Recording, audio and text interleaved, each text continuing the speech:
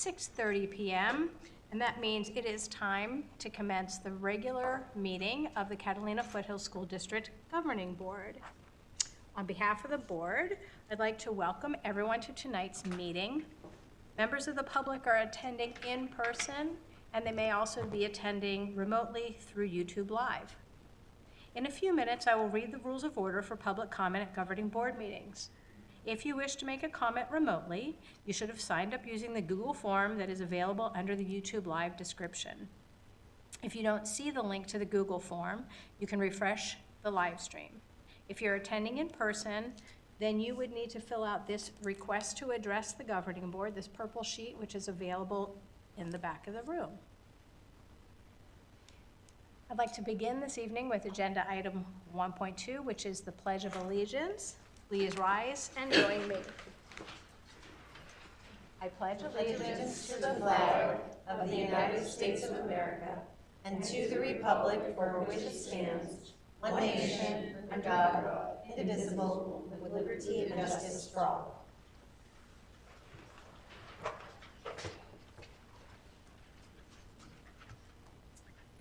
The Governing Board welcomes public comments at its meetings by providing 2 opportunities for the public to address the board.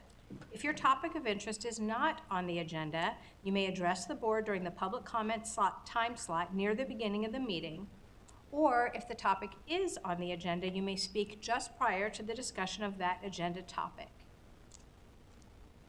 If you are joining remotely and wish to make a public comment, you should have already submitted the Google form provided with the YouTube link. For those attending in person, again, you'd need to fill out the purple form and hand it to our board secretary. The information requested on these forms is required for our meeting minutes. Speakers will be called upon when it is their turn to address the board. For those attending remotely, you may choose to enable your camera. As a reminder to remote attendees who wish to speak, please unmute your microphone when called upon. Each speaker has 3 minutes to address the board. The sound of a buzzer indicates the end of your 3 minutes. In the event of a large number of speakers, the board may need to limit that time so that we can conduct the business that is on this agenda. By law, the board cannot discuss, consider, or vote on topics that are not on the agenda. This assures the community that they are aware of the topics that will be discussed this evening. If you wish to discuss a topic through written communication, board members' contact information can be found on the district website. We appreciate the community's attendance and comments at this meeting.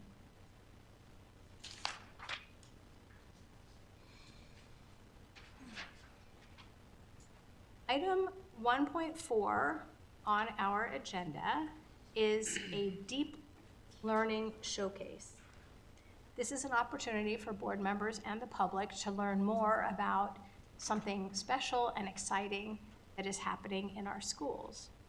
Tonight, presented for the governing board, tonight's Deep Learning Showcase is about Leaders in the Making, the Career and Technical Education Experience at Catalina Foothills High School. And for this agenda item, I will turn it over to Dr. Bartlett. Yes, thank you. We are thrilled to have some of our CTE students and teachers here and for this Deep Learning Showcase. This is going to showcase all of our CTE programs at the high school. We have interviews with students. These are students who are in CTSOs, which are their Career Technical Education Student Organizations, and they empower students to lead and serve and succeed. They plan campus events, building real world skills, and forging strong networks. So we're excited to show you some of the projects in store or that they've been working on, and some of the leadership skills that they have developed.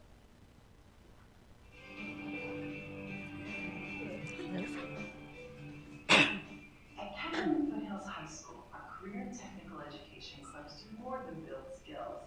They spark passions, develop leadership, and set students on the path to success. From planning events to providing services for our school, our CTSOs are making a difference every day. The photography program has really impacted me a lot because it's one of my favorite passions and it's something I love to do. And especially when I got introduced to the coach, he really helped me flourish in the way I could use my photography and what types of photography I like. The photo clubs, we try to help develop students who aren't able to make it into the photography program? Our club, we allow students of any programming level to join and succeed. HOSA just recently changed its name to stand for HOSA FHP, which stands for Future Health Professionals. Their mission is to lead, innovate, serve, and create. So it's definitely just a business wellness club where there's multiple different categories that you can be part of, like marketing, business, finance, and it's really just exploring the interests of the business world. We learn about education for children and childhood development. So Basically, anyone who's in like the graphic design class is also like could be a part of the club if they want to. During weekends, we just do activities, get to know each other, learn about movies, directors, and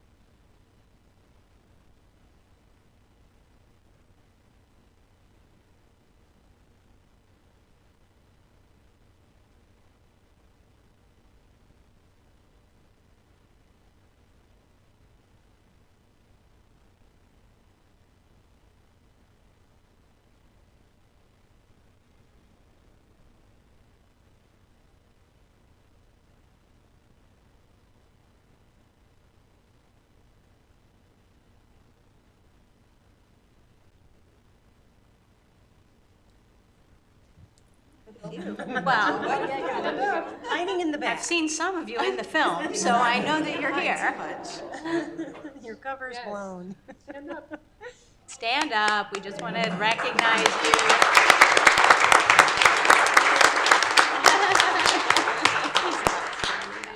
I see one of our teachers, Miss Cabarga. She's our early childhood. Yeah.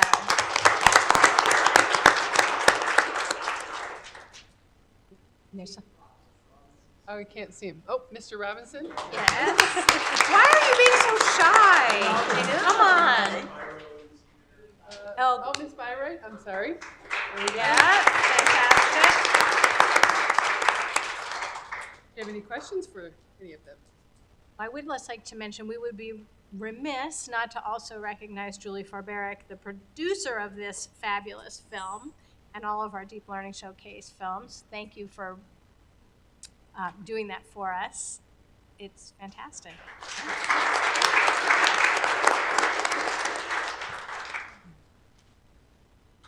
Do any board members have any comments, questions of our students, teachers, filmmakers? I would just like to acknowledge the investment and the dedication that our districts and our teachers have made in this program. It's been built out tremendously over the last X number of years, whatever X might be, I can't remember. But to see the growth in the programs year on year is just remarkable.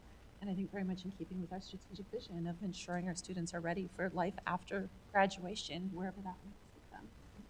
Super sad. Thank you. All right. Well, in a similar vein of recognizing our students for their incredible work, the next item on our agenda is number 1.5, and it is what we call our STAR Awards. This is where we recognize students or staff for a special accomplishment. And tonight, we are fortunate enough to have with us students who are the recipient of our Seal of Arts Proficiency. And to tell us a little bit more about that and to recognize all of you who are here and your families who are here with you, I turn it over to our board member, Gina Memmott. Thank you.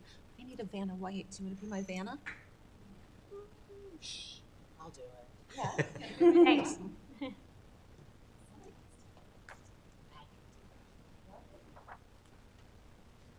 Thank you. Right order. Hope so. No promises. Hello, everybody. Whoa. Hello, everybody. Let's try that again. I think it goes without saying, but I will say it, that the STAR Awards are one of our most favorite parts of being board members. We get the opportunity to really recognize the hard work of so many students and so many teachers and staff. So it's my honor this evening to speak with you to celebrate something really fundamental to our district's identity, which is our unwavering commitment to arts education. And this commitment isn't just about maintaining traditions or continuing to do it because we've always done it. It's really about preparing our students for success in every aspect of their lives, similar to what we just saw with that CTE showcase. The evidence supporting the value of arts education is compelling. The Brookings Institute's research has demonstrated remarkable benefits: fewer disciplinary issues, higher writing scores, and perhaps most importantly, increased empathy and compassion among students when they have exposure to arts education. Their findings show that students with greater exposure to the arts are more attuned to others' feelings and more likely to support those facing adversity. So really integral to creating well-rounded human beings. The benefits don't stop there. Art classes are laboratories for creative thinking and problem solving. As additional research has documented, artistic experiences enable students to generate, design, and compose new ideas, skills that are increasingly crucial in our rapidly evolving world. And this brings me to why arts education is more vital now than ever. The World Economic Forum's 2025 Future of Jobs report places creative thinking at the very top of career readiness skills, followed by problem solving, adaptability, and leadership. This directly aligns with our district's mission to prepare students for college and career success. Our arts classes aren't just programs or initiatives or random electives. They're investments in our students' future. And by maintaining our commitment to arts education, we're not just teaching creative skills, but also we're nurturing more compassionate, engaged, and well-rounded individuals who are ready to thrive in tomorrow's world. So with this context, I'm particularly proud to highlight our Seal of Arts Proficiency program. Now in its 4th year, the Arts Seal recognizes students who've demonstrated exceptional proficiency in Arizona arts education standards through their creative expression and experiences.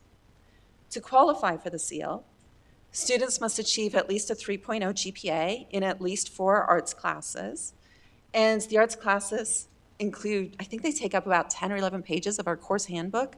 They include studio art, ceramics, sculpture, photography, graphic design, band, guitar, steel drums, orchestra, choir, theater production, theater arts, and if I missed any, I apologize.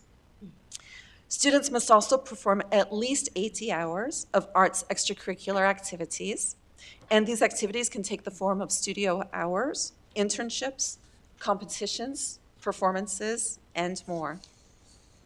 And finally, students must complete a student-led capstone project showcasing their artistic literacy in their chosen field. It's my pleasure to present the Star Awards this evening to our 12 Arts Seal recipients. As I say your name, please join me up here in the front of the room, and Jacqueline will present you with a certificate and our coveted Star Award. And then we're really going to embarrass you because we're going to ask you to stay up here until everybody's names are called, okay? The seal itself will be affixed to your graduation diploma. All right, any questions about how we're going to do logistics here? All right. I see a lot of parents eager with cameras. Please do feel free to take pictures, and also know that at the end, we will get all the students together to take group photographs as well. All right, so lots of photograph opportunities here. So without further ado, I'm going to start with our 4 students who are receiving the Arts Seal in music. The first is Landon Chang, whose mentor is Tina Walton. Landon, come on up.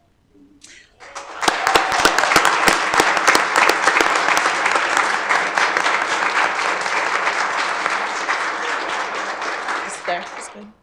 Landon designed and created a multicam of the CFHS Marching Band's show Play. He filmed, edited, and posted a video consisting of the combination of 16 perspectives, displaying a different point of view of this year's marching show. It features nearly every section of the band and forms a video that demonstrates the talents of the individuals. The video is of the marching show, cutting between different instruments depending on the difficulty of the parts or the emphasis in the music. Landon's vision was to show the effort everyone puts into making the show possible and the individual roles everyone has in creating a coherent show. Well done, Landon. Absolutely. We can have lots of applause tonight. Next, we have Sophia Aituli and Nathan Schlosser. Do we have Sophia? Awesome. I'm so happy you're here. And Nathan.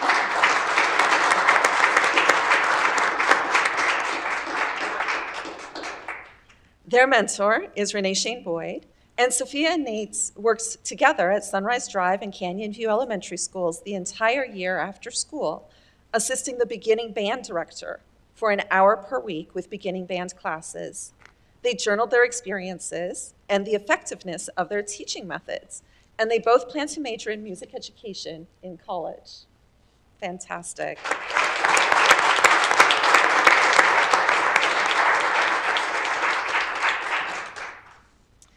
Our 4th recipient of the Arts Seal in Music is Edgar Rose. Is Edgar with us this evening?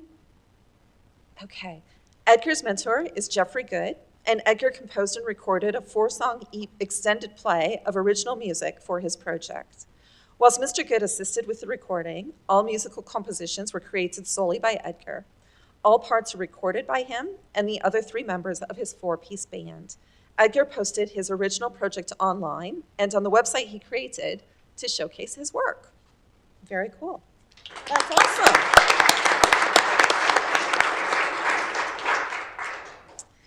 We have 2 students receiving the Arts Seal in Media Arts. We have Diane Diane. Is Diane here with us? Excellent.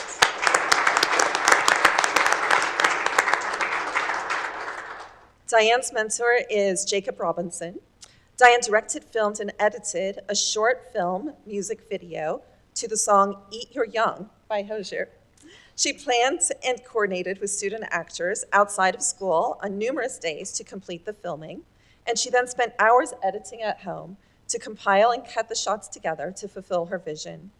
The film follows an employee as she goes home after a long day of work.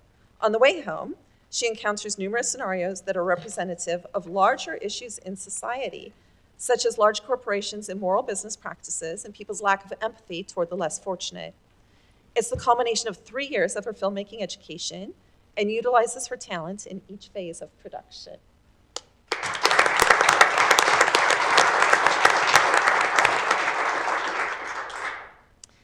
Our second recipient of the Arts Seal in Media Arts is Sebastian Cross.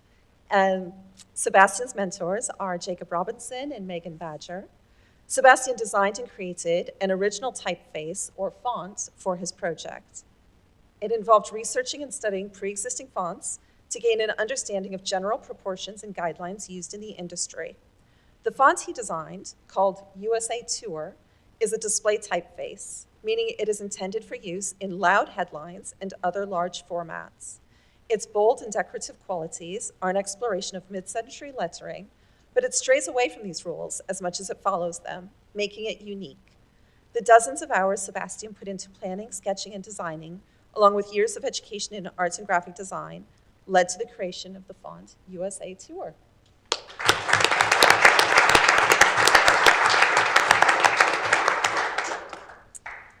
And we have 6 students receiving the Arts Seal in Theater. First, we have Viviana Colson.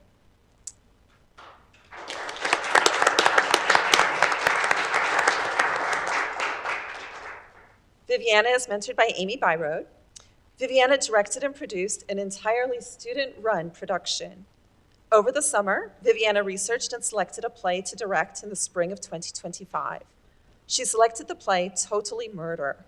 Once approved, Viviana pitched a director's concept to her production team, and then organized auditions, cast the show, and ran her own rehearsals.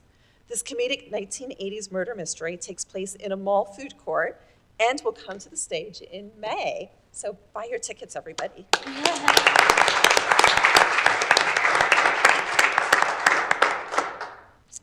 We then have Saki Groby.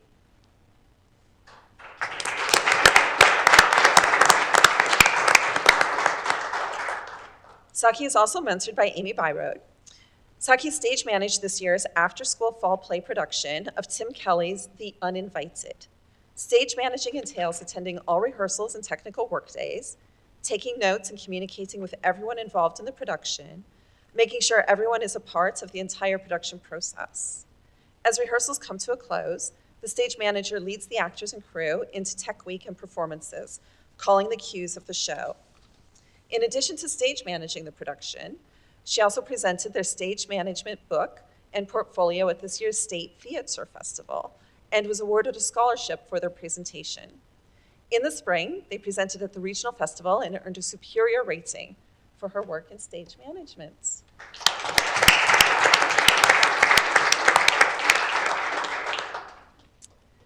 Next, we have Haley Hinkle.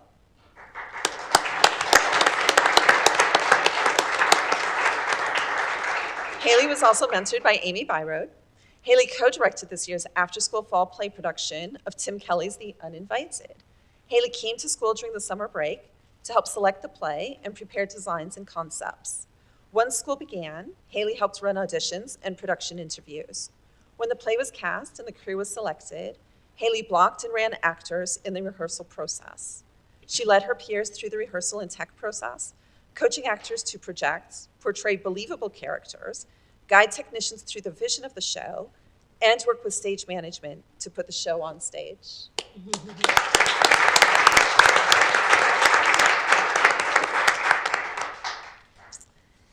And then last but not least, we have a trio. We have Katie Pulowski, Zach Pittner, and Brian Chang, all mentored by Amy Byrode.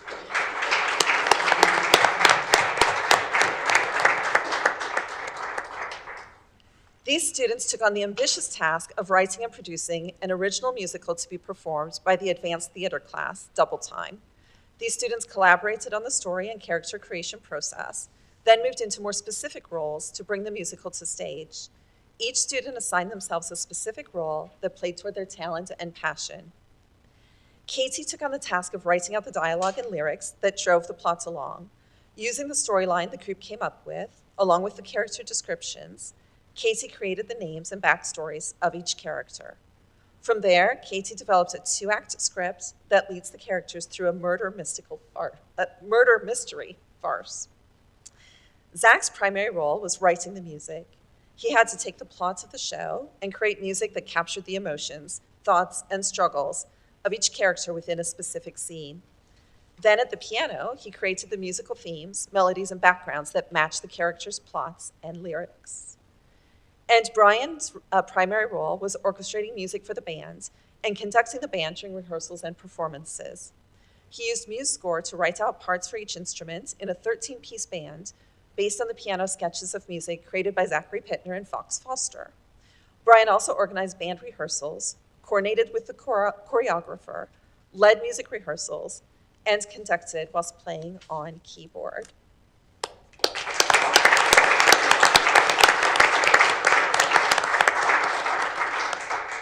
I think you'll agree we have a wonderful group of young adults up here, and I know that they would not have achieved this honor without the support of many of you in the room. Parents, guardians, grandparents, teachers, mentors, so we thank you as well. At this time, I'd like to invite Dr. Lambert to say a few words if you wish, Amy Byrode, we have quite a few actually of the mentors here, any of the mentors who would like to say a few words. This is a great opportunity. Not to put you on the spot, but And at the very least, stand up to at be the very least, stand up to be recognized. Let's do that. Thank you. So we have Amy Byrode, we have Mr. Jacob Robinson, we have Dr. Walton. I'm so sorry, I had a memory block there. Thank you so much for all of your hard work with the students. Dr. Lambert, would you like to say anything? I'm just very proud of you. The arts is such an important part of our high school. Among so many great programs we have, the arts is really a crown jewel of Academy of Littles. It always has been for more than 30 years. You're doing this represents a long tradition of excellence in the arts in our school. We're very proud of you. Congratulations.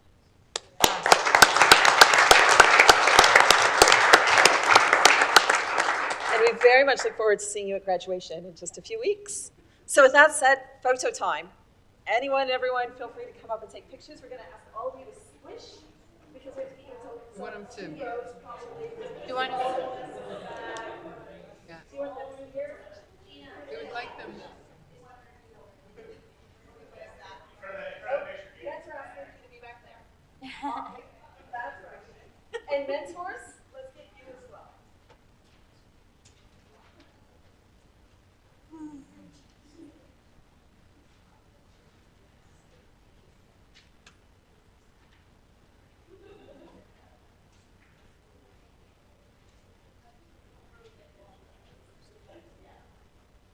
They should.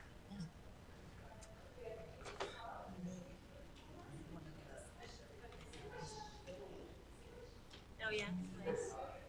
Thank you, Jacqueline.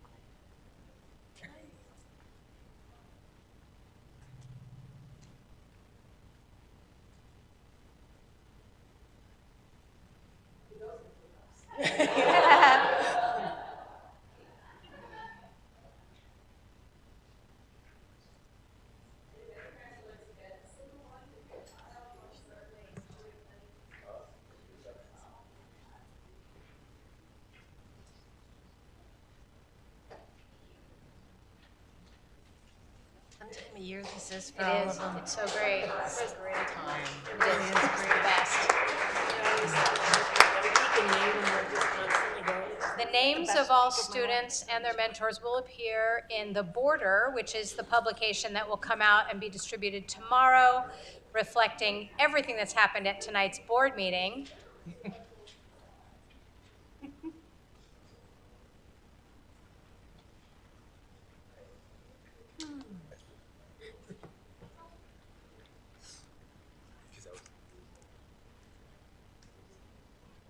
thank you to all the students, mentors, and family members for being here this evening.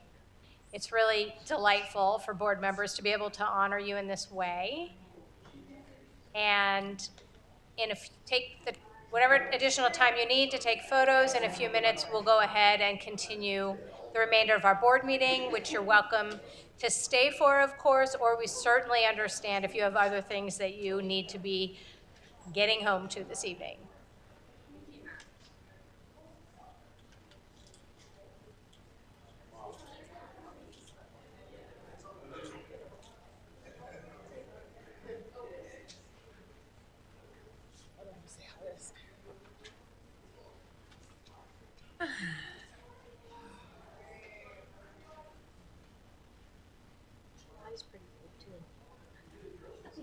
Yeah.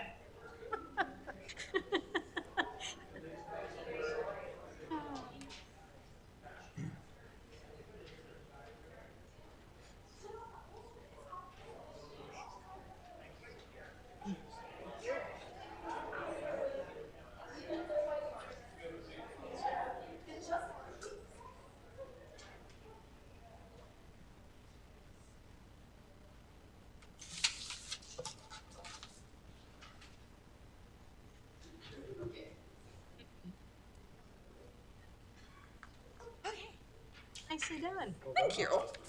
Congratulations to you, too. That's right. So nice. Yeah. Nice to see you up there.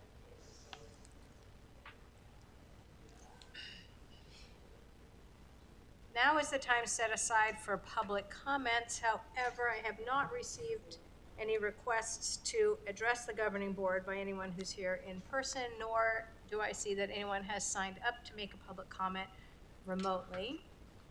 So I'll give it about another 10 seconds and then move on to our consent agenda.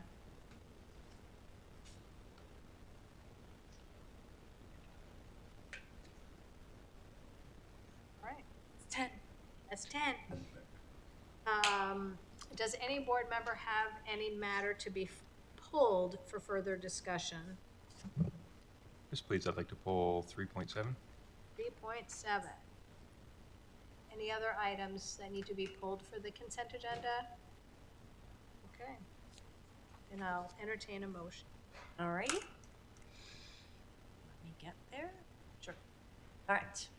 I move the governing board approve consent agenda items 3.1, the governing board April 8th, 2025 regular meeting minutes as presented. 3.2, the expense voucher memorandum as presented. 3.3, the field trip request memorandum as presented. 3.4, the fundraising request memorandum as presented. 3.5, the personnel memorandum as presented. 3.6, the acceptance with gratitude of the gifts and donation memorandum as presented. 3.8, the expenditures for structured cabling as presented. Thank you for that motion. Is there a second? Second. Been a motion and a second. All those in favor, please say aye. Aye. Aye. Opposed? Those matters pass 5-0. Tom, item 3.7. Sure. One comment and a question on this. I noticed the two vendors we're adding here, DFIT and Amira, are both AI-oriented tools and technologies. So first, just want to recognize that as a district, we're looking at ways to incorporate these technologies into our educational approaches. I did want to ask, as part of that, where these two specific technologies came from. Were they brought by teachers, or just the kind of the origin story for these two? Sure. We have Ms. Castro here, who has led this effort. Ms. Castro, come on up.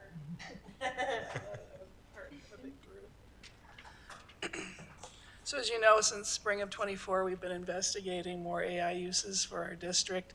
It started out with three of us, the Director of Professional Learning, Leah Glashow-Mandel, our Director of Educational Technology, Lynn Pence, and I attended a conference in Phoenix to learn more about how districts were using AI. So it started, one of the products that we're talking about tonight, we got its start there.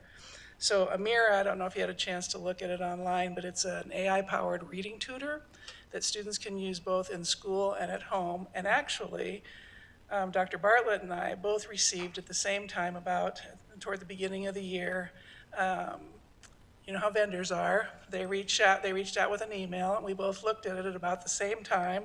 And then she emailed me just as I was getting ready to email her to say, this looks like a potential tool, we should investigate it.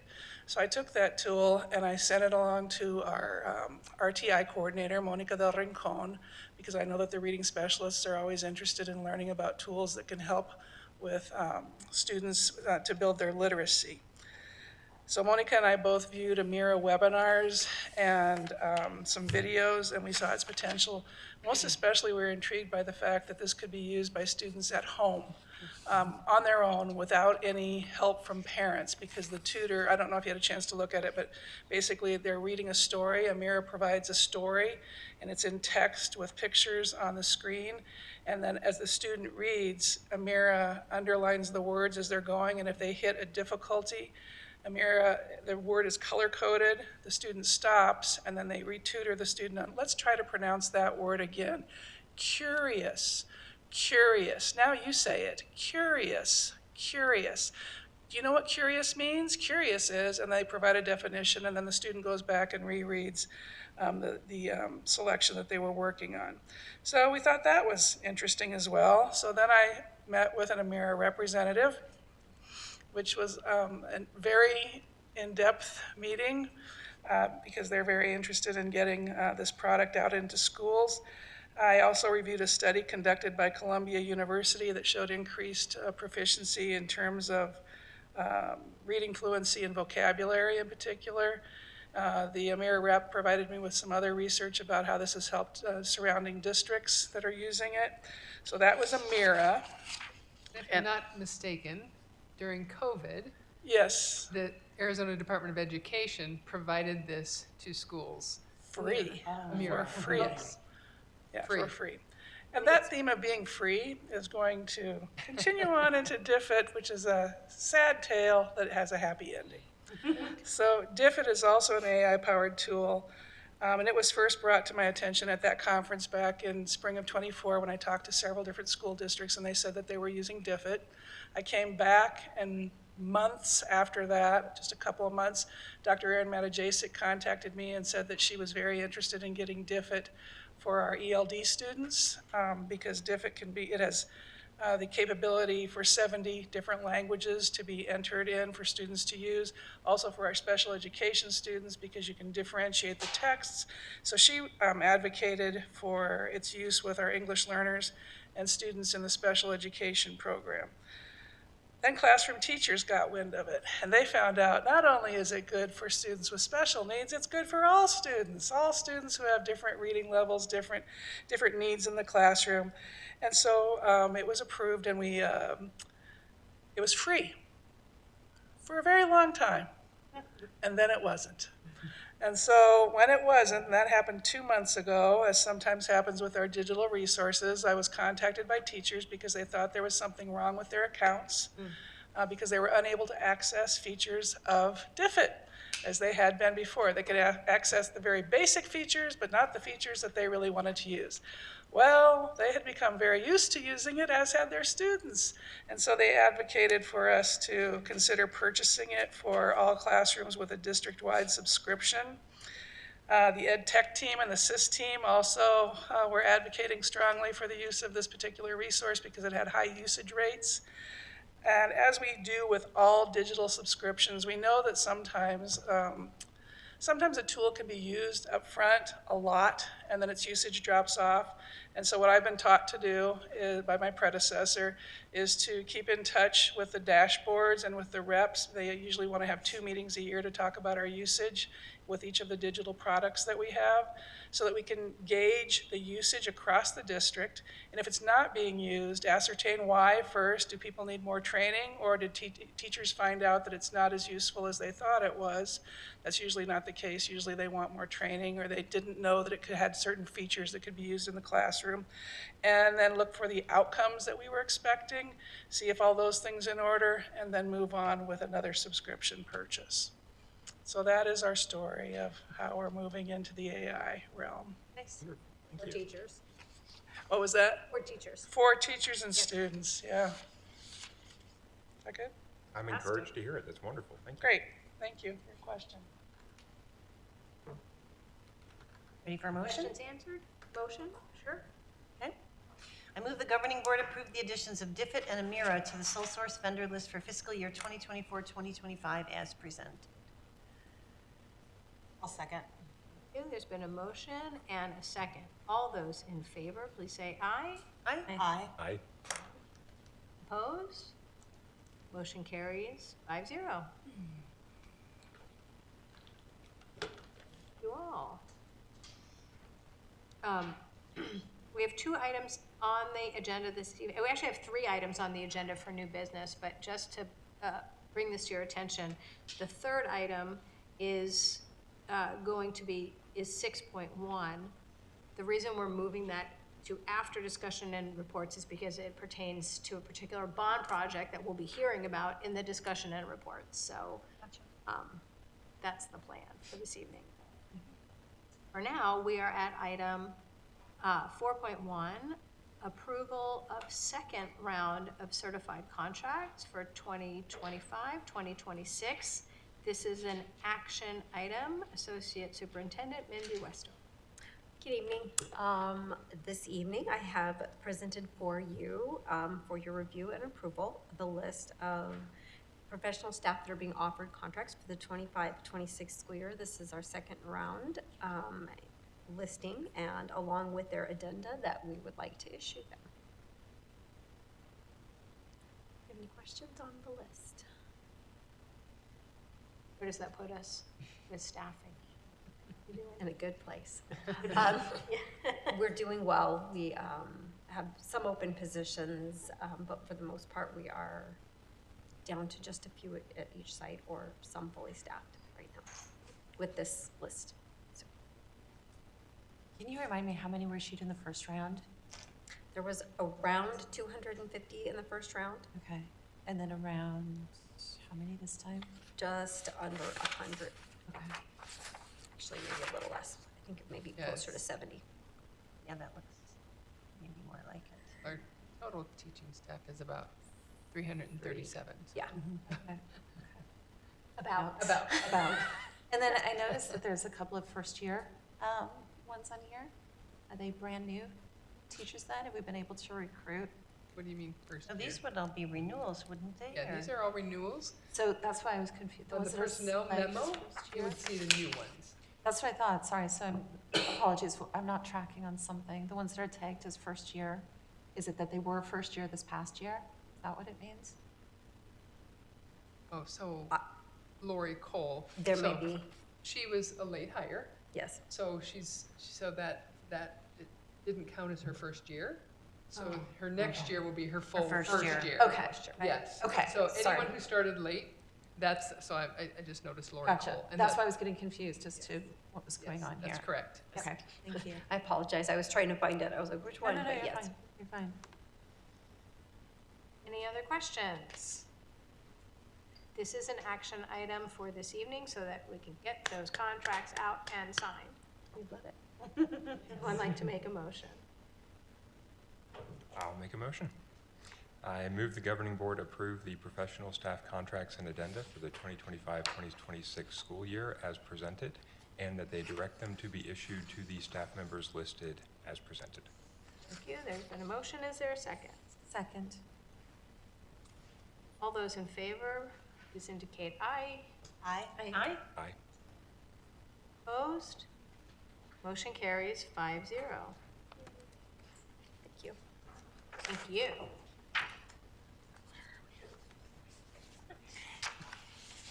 Item 4.2, we have our Director of Finance, Lisa Tatel, is already approaching the podium to share with us the single audit reporting package for the year ended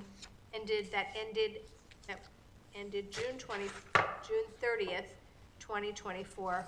This too is an action item for this evening. Thank you for being here. Good evening. Tonight, I will provide an overview of the district's single audit reporting package for the fiscal year ending June 30th, 2024.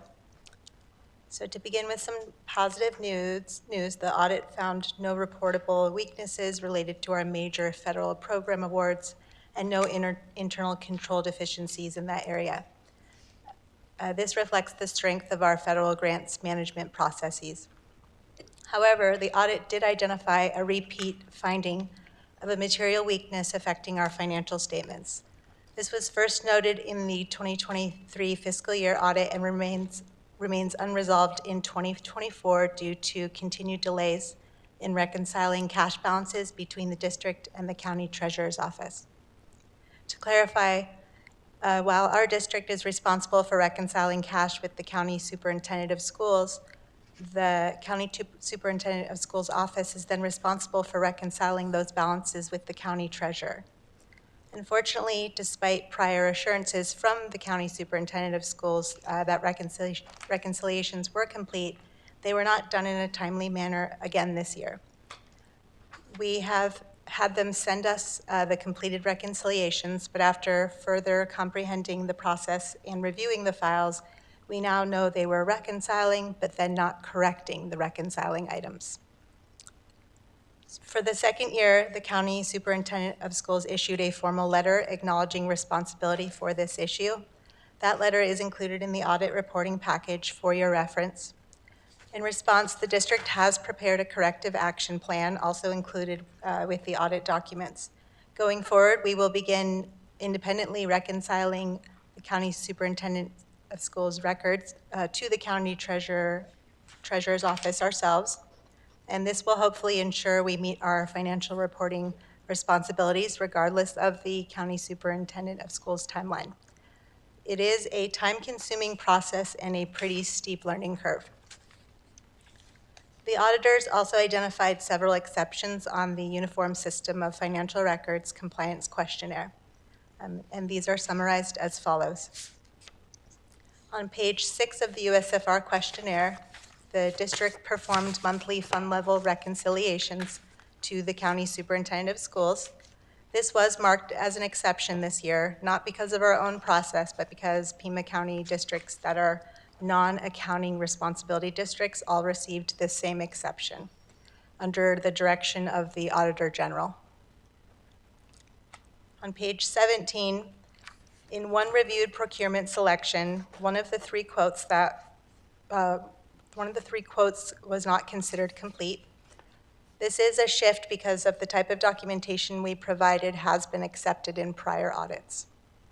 However, our external auditors let us know that the Auditor General is now applying increased scrutiny in this area, and that is the words that they used. We've been advised to provide more complete and comparable quotes, which we have implemented moving forward.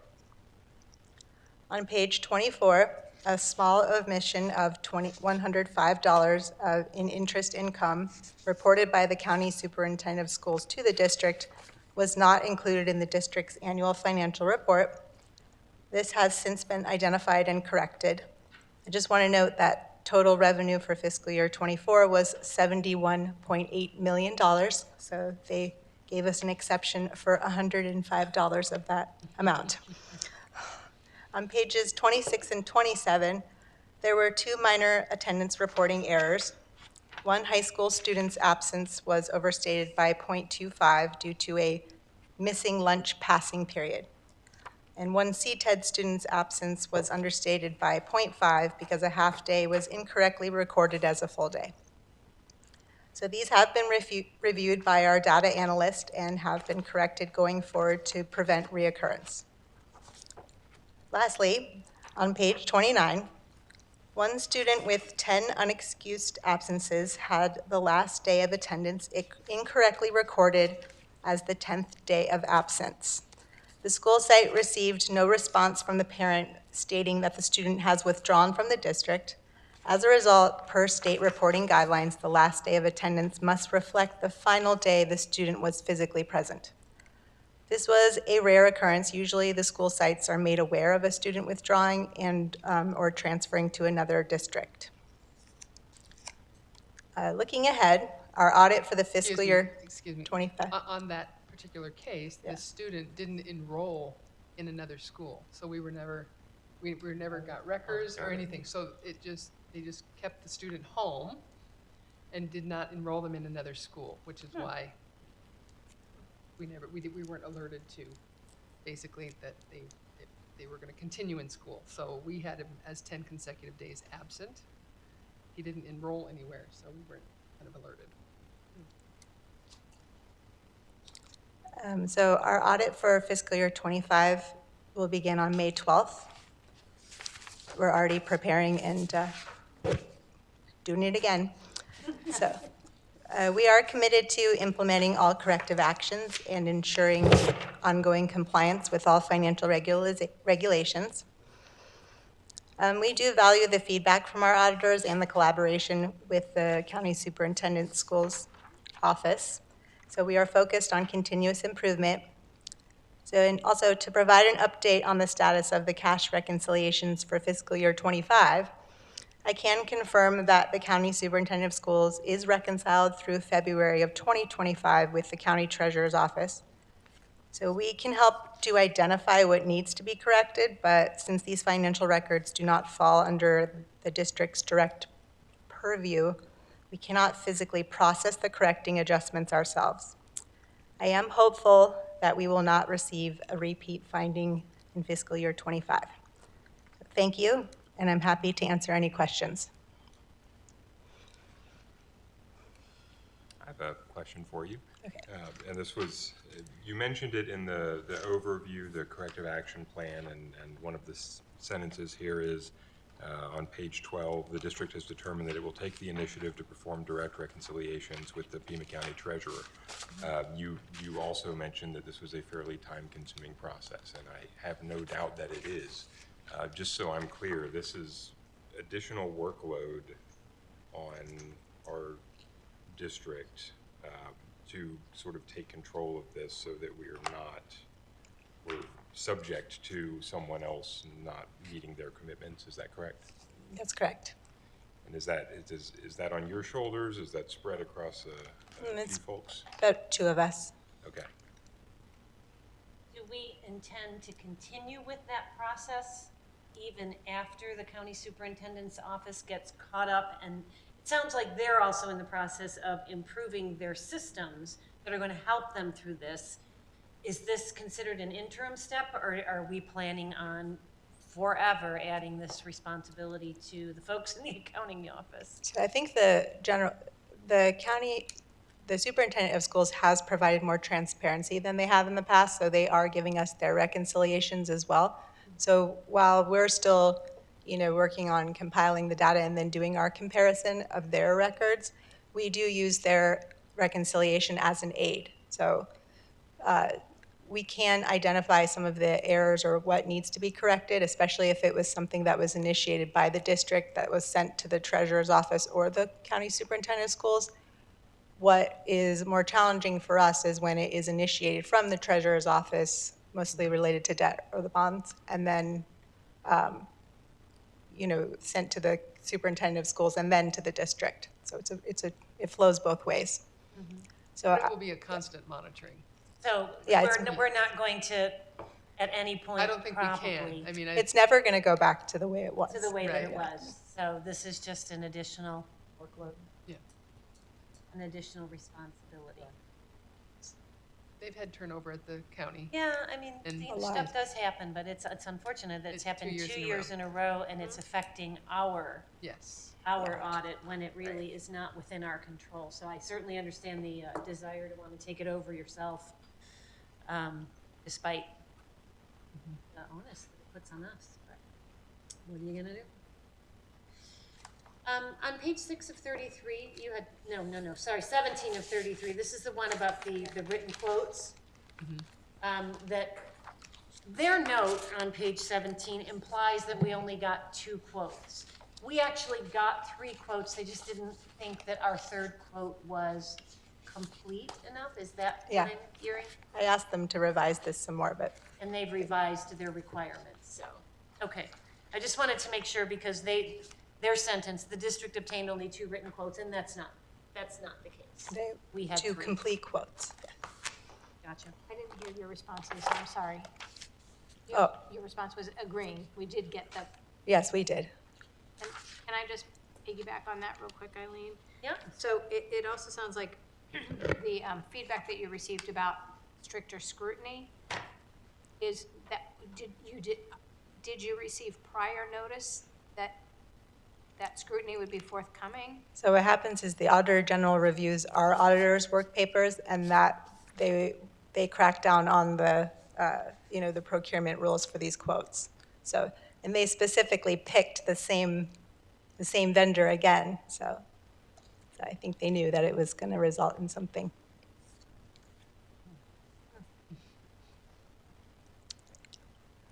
But now it's clear what those criteria are, and Yeah. it's pretty straightforward to comply once we know the rules. Yes. Once we know the playing field. I'm curious, when did the audit for fiscal year 2024 begin and end? Well, usually it's May, and then we finish in December. So this is a constant process. But this year, we didn't finish some of it for 24 till closer to March. I was going to say, because I'm just struck by the audit of the fiscal year 2025 will begin even before the fiscal year is not over. Yeah. In May of 2025, and I remember it from my banking days. The auditors were always here, and it's a necessary function, but it is also a disruptive function in terms of providing them what they need. I'm glad that we do it, and we're in compliance with the law when we do this. But I just want to recognize that you guys are constantly under this scrutiny. And I really appreciate the fact that you always come out smelling so nice.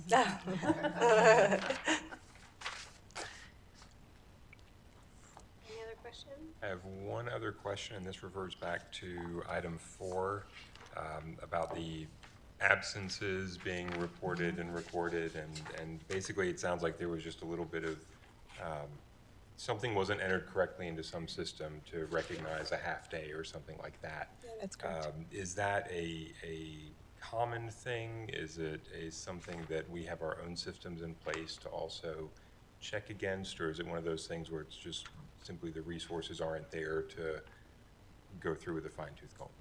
We have never received an exception since I've been here, for these absences, but I think it was a data entry. So I am working with the data analyst to see if we can help check the schedules that are entered into the system. But at the time, we don't have that access to the system. So I think that. Refining some processes. Got it. But I assume it's us, somebody on our staff that Yes. programs the system, so we can work with that. Yes. Thank you. Thank you for those questions and answers. Any further discussion? This is an action item. I just have one more quick thing. When you read through the Heinfield and Meach letter, it's full of disclaimers about what they do and what they don't do and what this audit is intended to say and not intended to say. And they're always specifically pointing out they don't express an opinion on the effectiveness of our internal controls. But then they go on and talk about using our internal controls and deciding whether some of these internal controls are materially weak or significantly weak. But is that all this is really just boilerplate, that they're not expressing an opinion on our internal controls? Are we feeling like our internal controls have been reviewed and that they are in the condition that they need to be in? Yes. I don't think this is just boilerplate. They have to give us that feedback on our internal controls. So if, for some reason, our internal controls were weak, we would know that and we would have to be changing those. But yes, so this is, I wouldn't call this boilerplate.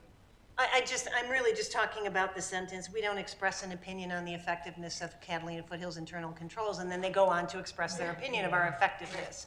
I guess what I'm saying is there's no other level of audit or another third-party organization we would go to determine whether our internal controls are effective. This is it. Yes. Even though they say this is not it.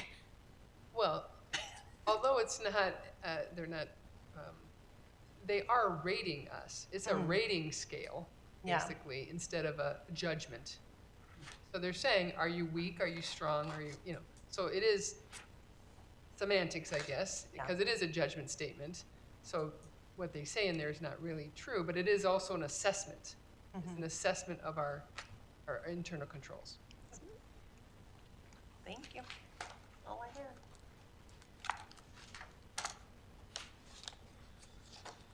Anything else on this table?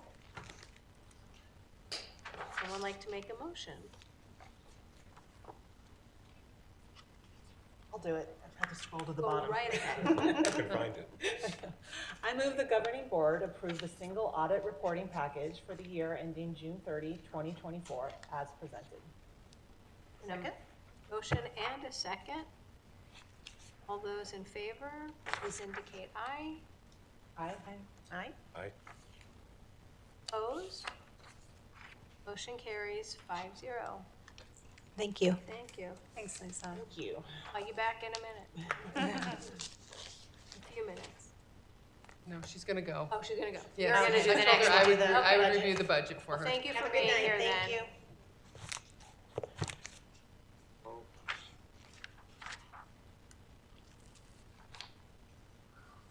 Next item on our agenda is under discussion and reports. It's item 5.1, Project 2022, Series B, which is 2025, proposed bond projects.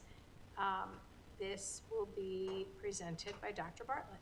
Yes, thank you. I also have Mr. Brian McNitt, our Director of Maintenance and Transportation, with us to go over. Mr. McNitt and I reviewed from the original list of all of the projects that were identified and presented in our packet for voters. So we finished our first series of bonds, so those projects are off. This is the next set of projects that we're proposing for the $13 million issuance that you approved for sale on April 1st. So we, as I said, we have talked with each of the principals. We walked the campus. We have discussed alternates to some of the projects, but we have assessed that these are probably the most critical at this time, for our schools to undertake. Many of them are not sexy. They're not, they're not big projects, but they are really essential to some. We included for safety, again, and some are just aesthetics, and some is just replenishing what to get to a standard that we expect. So if you look at Canyon View, the acoustical tiles, so all of those in the ceiling, that's in all the classrooms. So we're proposing that. Installing a classroom ramp outside of the 4th grade pod. That's going to be, so we have a student we know who is, if you know Canyon View, the pod for 4th grade and 5th grade faces their playground, and there is a dirt area out there, and there's not a ramp to get out there. So we need to put that in. We know we have a student who's going to be in 4th grade that needs that ramp. And then we're also going to install a sidewalk from the playground to their Ramada. So right now, they can't get it. So we're going to do actually 2 sidewalks to get to the Ramada. And then the canopies, fences, gates throughout the campus need repainting. And we're probably not going to go with the turquoise, just so you know. Aw. New colors. It's Canyon View's signature color. It's a little dated. So we're going to move away from the turquoise. Yes. So I think everyone is in agreement with that, including the principal and Brian and myself. Manzanita, we're looking to add 2, potentially 3, but probably mostly 2 new classrooms, including furnishers, fixtures, and equipment. And this is really to alleviate overcrowding. So we have teachers who are doubled up and tripled up in a classroom, and specifically in our special ed program. And the equipment that's needed for some of the students takes up a lot of room. And then you have students and teachers in the same classroom together. And it's noisy, and sometimes it's disruptive. So it's not to add more students, it's to alleviate some overcrowding. Where would these be? Sorry. Well, we have some proposed locations. Brian? So we're considering adding them to the east of rooms 19 and 20. Which is the 5th grade. Which Yeah, is it's like at the the end. northeast area of the campus. We think we can put 2 of them right there, so it will be within the school grounds already. So where that patio is? Yeah, just to the north of Yeah, it. we'll maintain the patio. Mm-hmm. So going into the desert area? Yes, that's correct. there right now? That's elevated right now. There's kind of a brick wall around it. Yeah, does that work with the required easements? Yes, I believe so. Wow, okay. I would encourage you to consult, to bring in the HOA of that neighborhood, because they're strong supporters, but there will be strong pushback on that. Okay. So community relations, I think, will be really important to manage that, to navigate that one successfully. The other project at Manzanita is a kitchen renovation. I'm sorry. Sorry, I was still on Sorry? the classrooms. Sorry. Okay. So can you go back to the staffing? Did I hear you correctly, or did I understand you correctly that new staffing or additional staffing is not needed? It's No. that currently you have multiple teachers sharing the same classroom? Is Correct. that? Correct. Okay. It's not that even staffing, work? it's not, pardon me? How does that even work? It's difficult.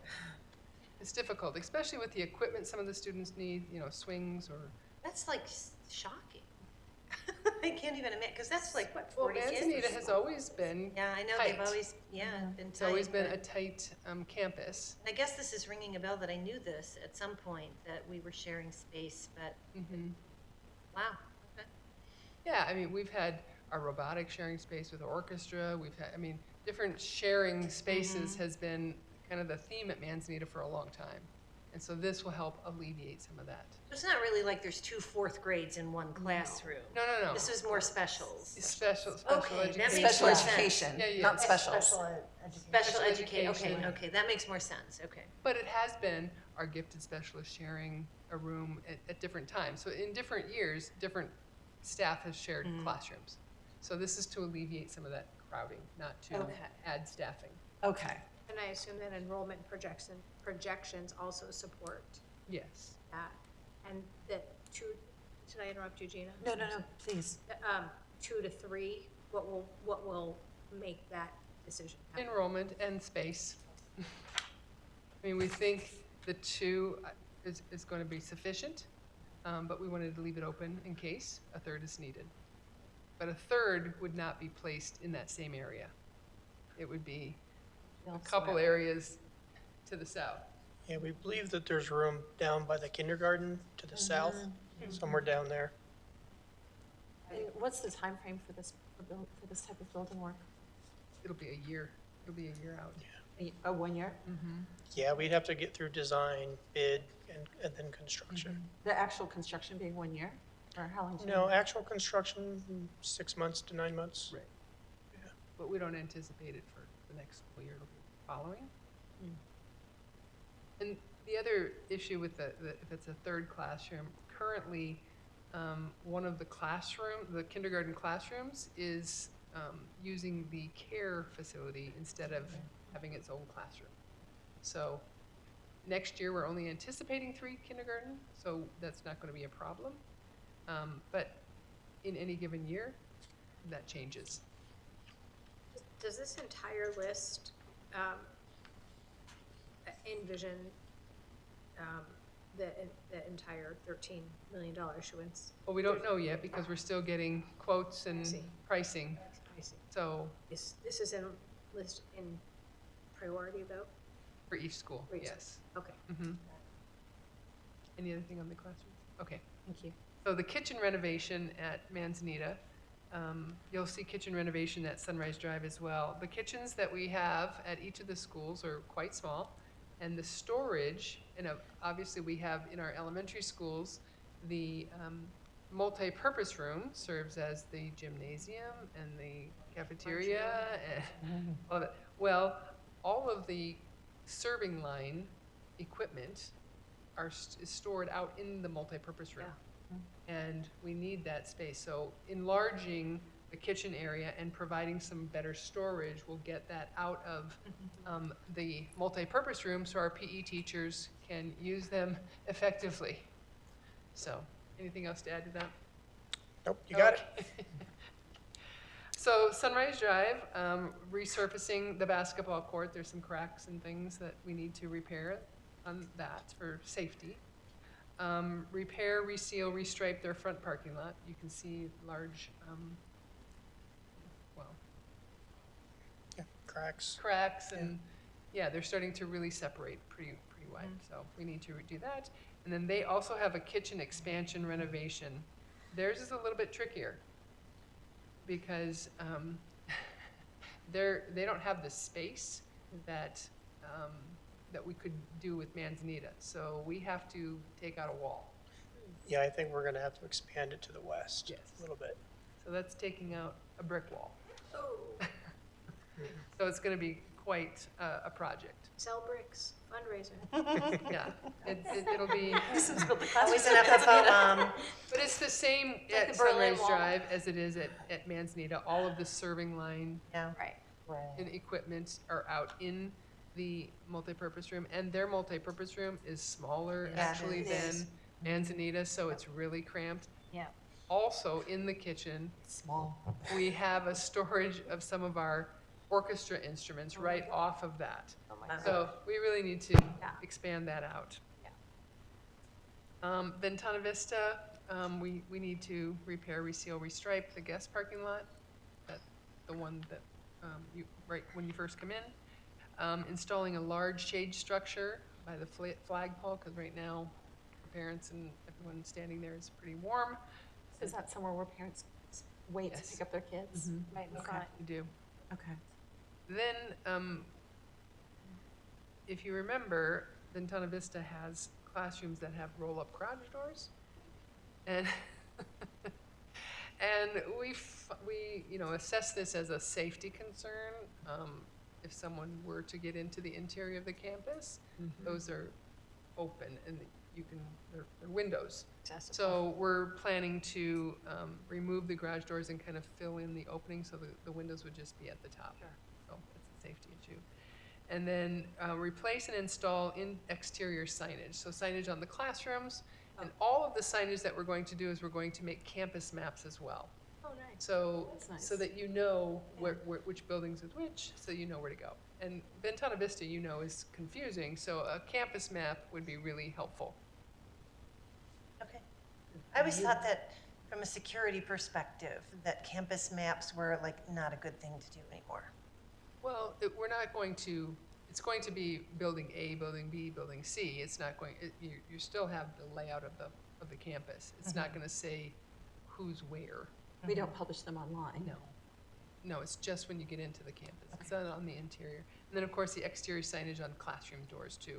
Ventana Vista's is pretty faded and chipping, so. Can I ask about Ventana before you move on to Valley View? Unless anyone else had a... Go ahead. Okay. If I understood you correctly, these are in priority order, and yet number 3, it sounded like you were saying that's a security concern, so I'm surprised it's number 3 and not number 1. Well, I wouldn't say it's in priority order within the school. These are just the priority projects. This isn't going to be the. Okay. This is not how we're going to. So it's not that this is go first, forward. second, third, No, fourth priority. no. Oh, I had to, okay. The roll-up garage doors will be first. Okay.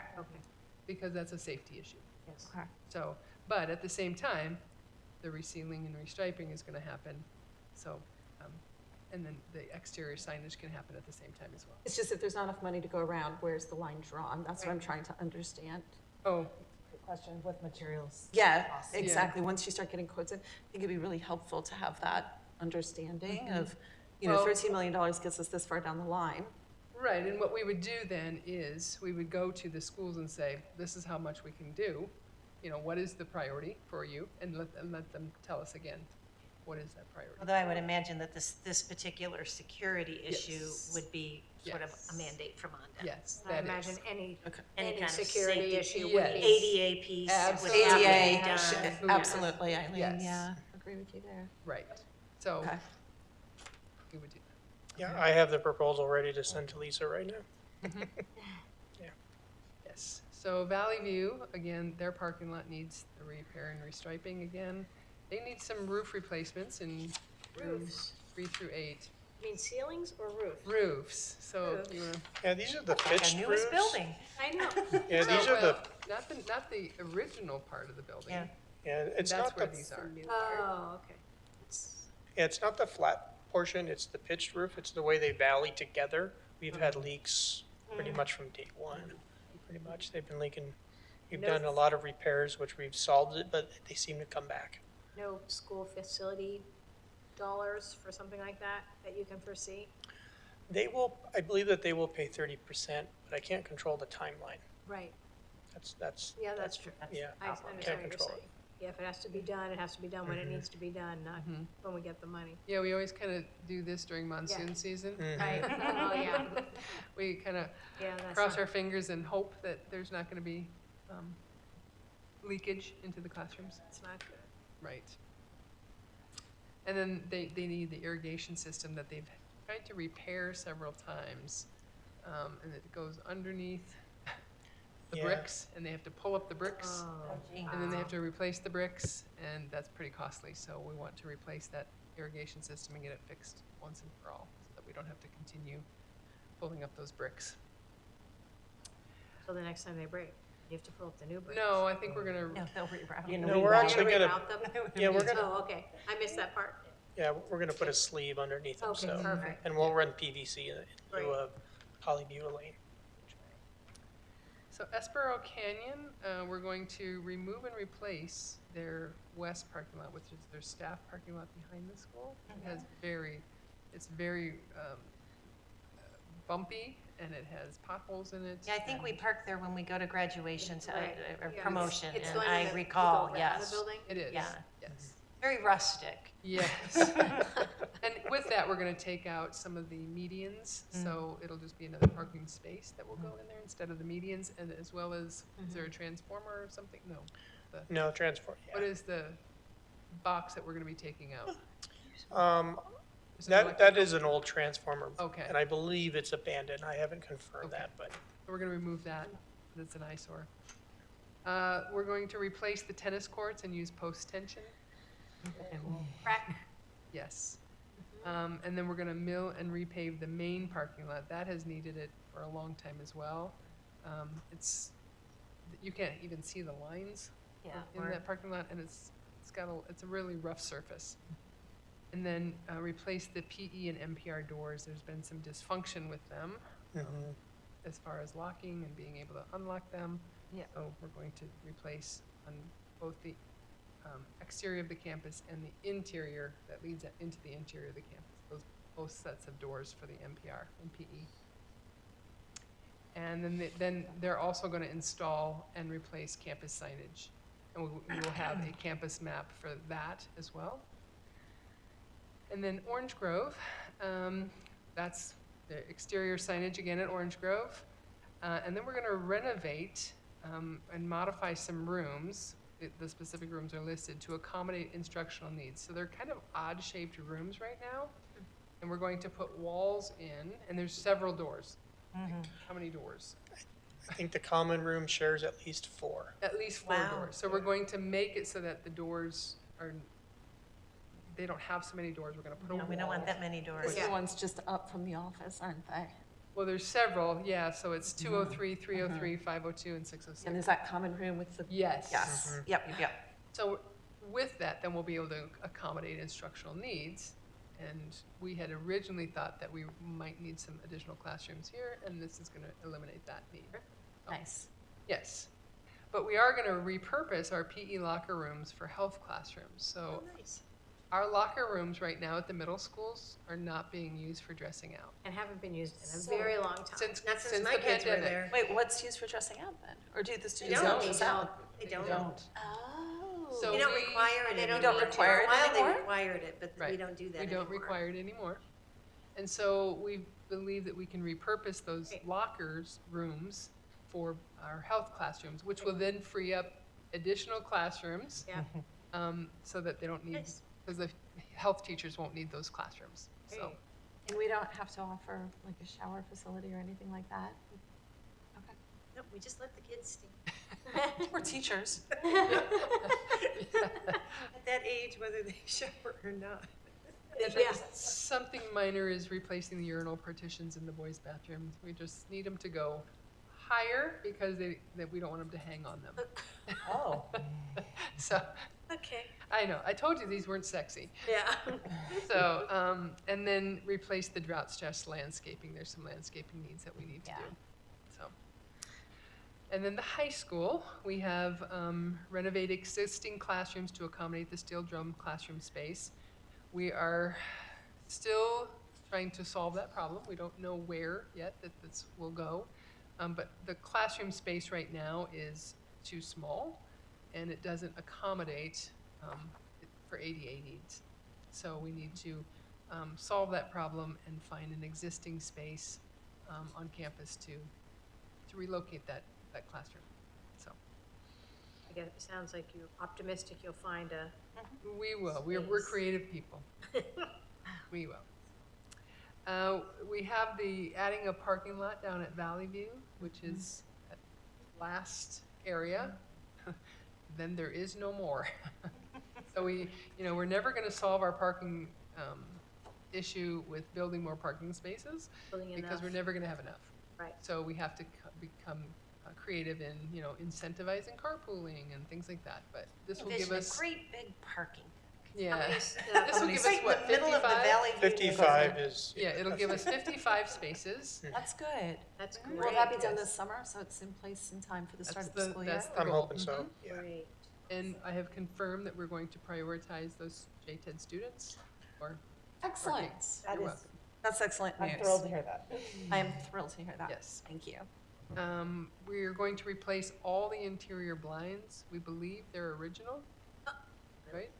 We believe most- 95% of them are. Yeah, our original blinds. So they need that. We need a new stadium field sound system. Yes. Really? Yes, yes. Yes, Very especially tongue-in-cheek. with, Sorry. with our band program, and we have graduation, and it's the field is used, a lot, so. Will that be done in time for graduation? 4 weeks? No. Figured No. I'd ask. Next graduation, of course, Figured I'd ask. but not in 4 weeks.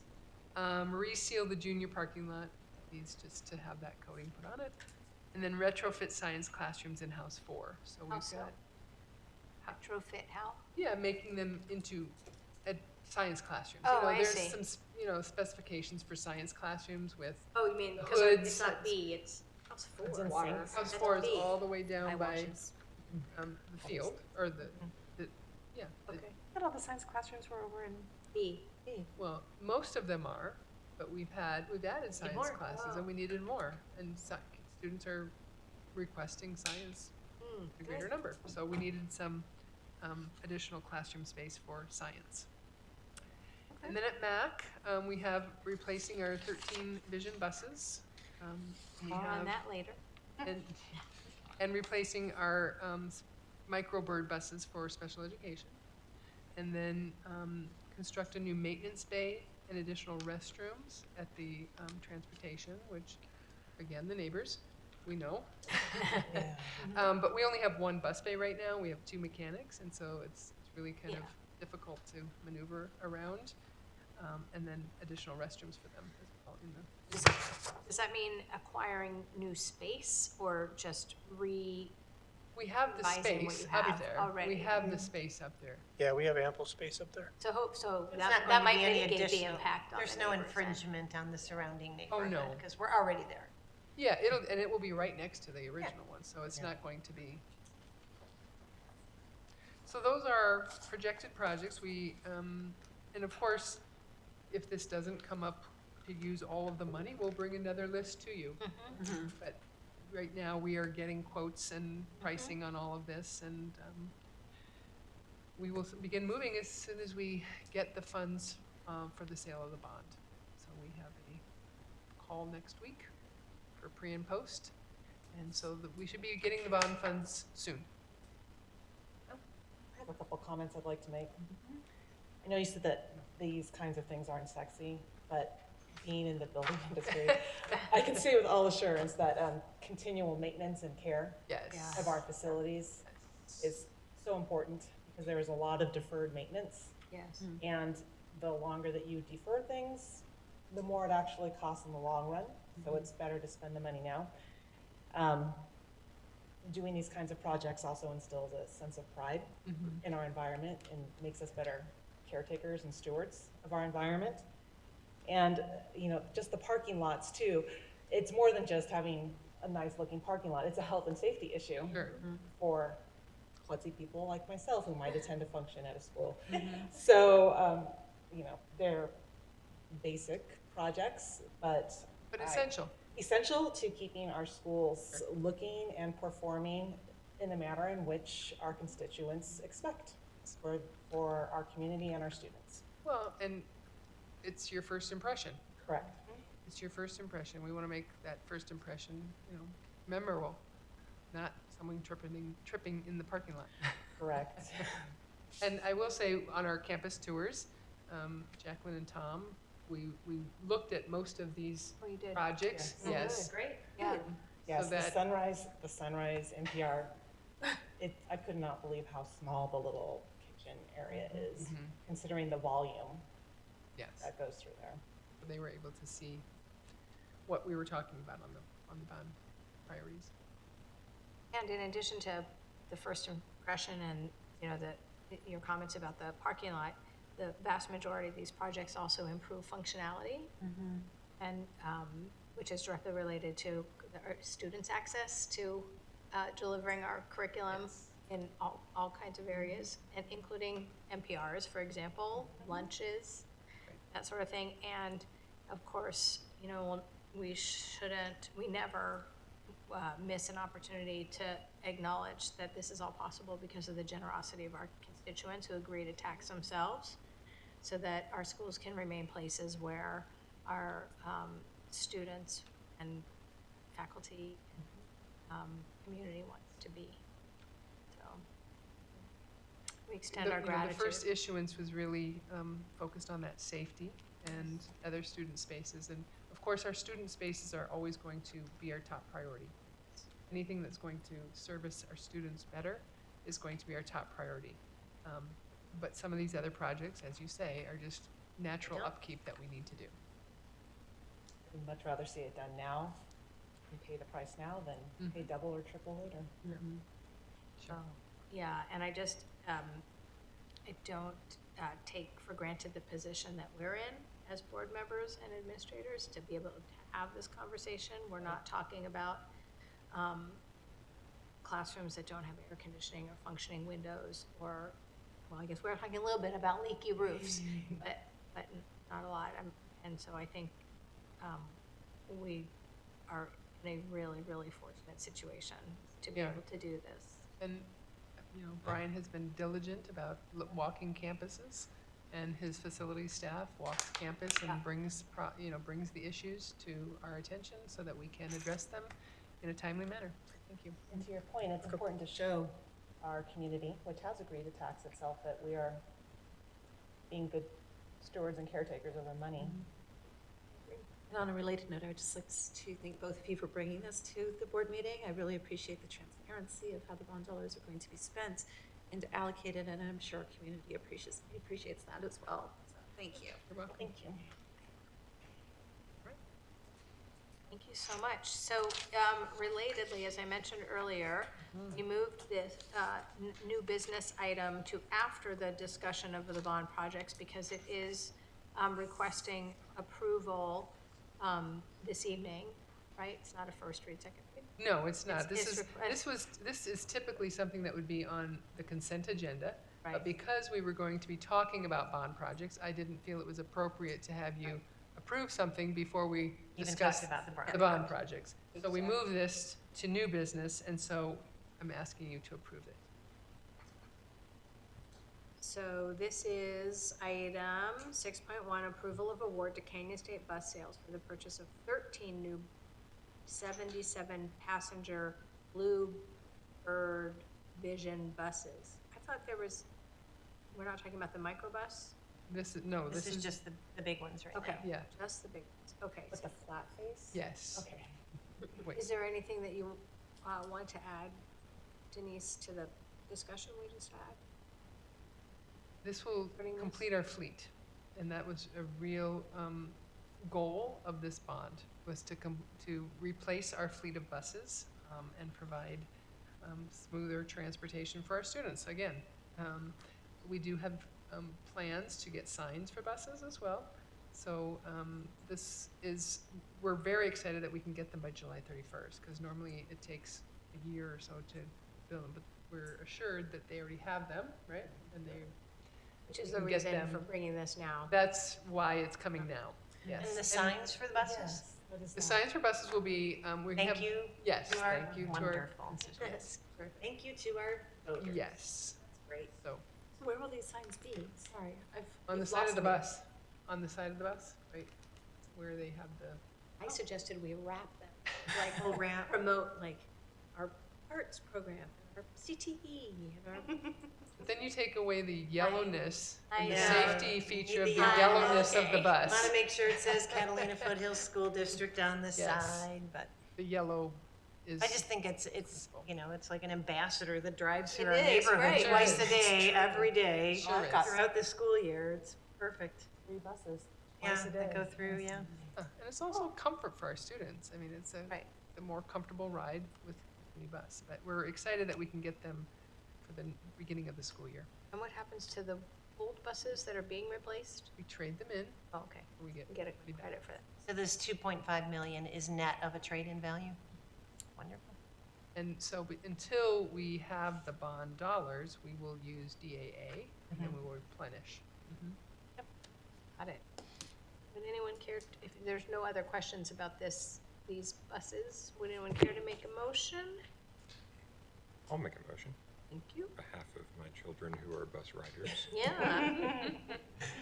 I move that the governing board approve the award to Canyon State Bus Sales for the purchase of 13 new 77-passenger Bluebird Vision buses in the amount of $2,547,003.31 as presented. I'll second. Thank you. There's been a motion and a second. All those in favor, please say aye. Aye. Opposed? Motion carries 5-0. Brian can go buy those buses. Go shopping. He's got another project just waiting for this tonight too. I said, we have to wait, and then after this, we can assign that. Okay. Not much grass grows underneath his feet. No. Item 7.1 on our agenda is the fiscal year 2026 maintenance and operation budget. Dr. Bartlett. Yes, so as we stated last week, that you will be seeing the straw budget every week now until we approve our budget at the meeting in June. A few changes, not a lot of changes on this, so I'll review those. On line 7 on page 1, the DAA transfer decreased by $52,000 due to expense modifications into the expenditure budget, so we were able to decrease that. Line 8, the carry forward, oh, that's line 6, decreased by $6,081 due to a decrease in pay base expenditure. And then the expenditure budget changes, line 1, under the 2026 additions column. So line 1, you go to the additions column. Can you tell me where that is? I couldn't find it. It's on the first page of the straw budget. This is the expenditure budget. Yes. So line 1, Got it. under the 2026 additions. Oh, But there's I don't nothing see- in there's there. nothing there. That's what, okay, that is not there. okay, good. I think it was. Not good, but I think it was an 11,000. We'll bring that back next time. I think it was about 11,000 is what. It's under deletions. There's 11,600, 500 deletions. but it says it increased by. No, I know, but I'm just saying, 6,081. so one thing, like, the amount's there, it's just whether it should be additions or deletions. Yeah, but it's a different amount. I think it is in the wrong Oh, column. no, it's not. I think it's in the wrong column, because if you look at the Okay. baseline and then the Yeah. draft, Okay, it's about got it. 11,000. Thank you. Sorry about that. That's okay. Line 8, our payout to retirees was decreased by 26,000. So because we had fewer that were going to be paid out. Line 28, per your request, we added button money to the advertising Thank you budget for that. for Julie Forberg, and she will begin using that. So can we just double click on that for a second? What was Julie's feedback, and is that addition meaningful enough to make a difference? Yes. She thought it was very meaningful. I mean, obviously, it's doubling her budget plus, and we just added the extra 1,100 just to Round up. make it 40, Yeah. so that she has it. But yes, she has plans to, right now, have a professional commercial made, and so that we can put it into movie theaters and have it different areas. It's not going to be on traditional TV because nobody watches TV anymore. Right. Or traditional TV, they stream. Hulu or something. So, yes, so she is working with, she met with one of our alumni, who is a producer of TV commercials, and so she just got some information. Of course, we have to get bids on that Yes. before we move forward with it, but she thought that this would be a significant help. Okay. Perfect. Then on line 56E, Trouble on that one too. Well, it's gone because we're eliminating it. Oh, yeah, that's right. It took It's me a not while there. to figure that That's right. out. I was looking for it, and then Yeah, I I put read the memo. Yeah, yes. I so realized that after. the outsourced psychology services, if you remember, we added them Yeah. last year, and we took it out of contingency because it wasn't budgeted. And then we were gonna put it into the budget, but we were able to hire all our psychologists, so we don't need outsourced services. And then line 60.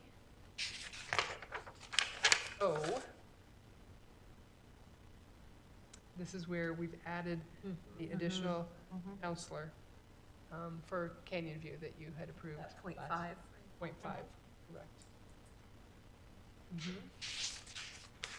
Then the next page is the Classroom Site Fund and Instructional Improvement Fund. Line 6, A and B, under 25, so 6, A and B.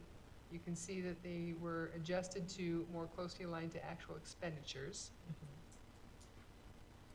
And then line 14, the contingency was increased by corresponding decrease in line 6A and B to balance the budget. And then modifications to fiscal year 26 addition and deletions column on the instructional improvement fund, which is line 3 on the very last page. Were made to account for the approved 2025-2026 salary proposal, which increased it the amount $6,550, which included fixed costs. So those are the changes for this 2-week period. The next 2-week period, we're getting closer. Yeah. But we still have some things coming in as far as quotes on some of our technology. There will be changes in the technology as we get our renewal quotes and things like that. So there'll be minor changes, but the majority of the things are pretty firm here. How are you feeling about it? I'm feeling optimistic. Our enrollment, we keep working on our enrollment. We are accepting open enrollment students currently, and our enrollment is above where we anticipated at this time. Good. Of course, that will be seen on the first day of school, when students actually show up. So this is projected, Yeah. but we're optimistic about it. Yes. Terrific. Do we, based on enrollment, do we update that 2026 enrollment number, the 4574? Or do That's we? not enrollment, that's It's not it's ADM. It's ADM. So no, that We is what don't. this is the number that we use as our marker. If we adjust it, it will be on the next budget cycle with the carryover, or, you know, if we have more carryover because our ADM was higher. That's where it will show up next year. And the laying out of the funds for the buses is now, not in this budget, right? And It's now. Yes, it's not in this budget. reflected here because it'll And be it's, and it's reconciled. a wash anyway. It's a Right. wash. It's not really. Right. Yes. Bonds, yeah. Right. The bond funds will be transferred for that. Got it. Thank you. You're welcome. Does anybody have any matter for discussion under Arizona legislative and governmental activity? Well, the veto pen. The veto pen has been active. Yeah. Which, you know, in my opinion, she has vetoed some Things that needed to be vetoed, yeah. Yeah, that needed to be vetoed. But we still, including, not hearing a lot about the budget and the funding source to replace Proposition 123. We're just not hearing much about that. They're at 100 days. Are they? Yes. They passed it, didn't they? So Yeah, I think, is it March? Oh, no, March isn't.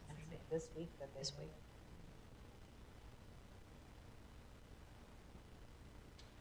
It'll come down to the wire, as it normally does. Seems to always. It does, I think. Always does. Well, and it could become, you know, more contentious with her vetoing. Well, and I know the email that I forwarded, months ago, I think, about some of the funding that is still the source of controversy and has not been resolved. And the Department of Developmental Disabilities is just Right. such a Right. They're set to run difficult out to of see money that still soon. being where it is.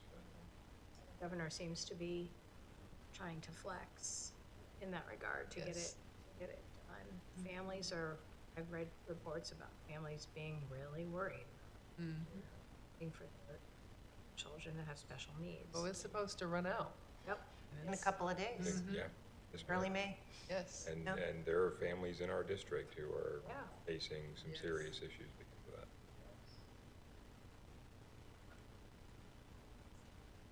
Alrighty then. Agenda planning is me and Gina tomorrow. Yes, indeed. Noon. I'll be remote. Remote, I'll go remote since you're remote. And I will Ms. send the Davis. link. And we have the materials already. the Yes. Written materials. And board meeting in, I think we have a 3-week stretch this, Yes. this time. Until the 13th, yeah. We do. Me too. We'll see lots of each other. We will. This is the best time of Yes. year. It really is. Promotions and graduation Yes. and All the things. All the things. All the fun things. oh, the awards assembly last night was lovely. Terrific. Oh, good. Yeah, it it was was lovely. great. All right. I will entertain a motion to adjourn. We so move. Second? There's been a motion and a second to adjourn. All those in favor, please say aye. Aye. Opposed? Motion carries 5-0. We are adjourned. Thank you for an excellent meeting. Thank you all. Thank you for an excellent meeting.